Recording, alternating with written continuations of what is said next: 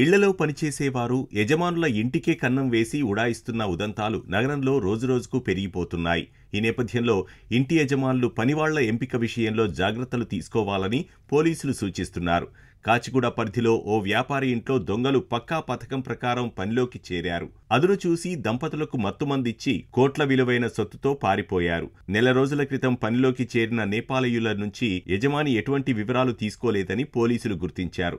నగరంలో నిత్యం ఏదో ఒక చోట పనివాళ్ల చేతివాటంతో యజమానులు నష్టపోతున్నారు.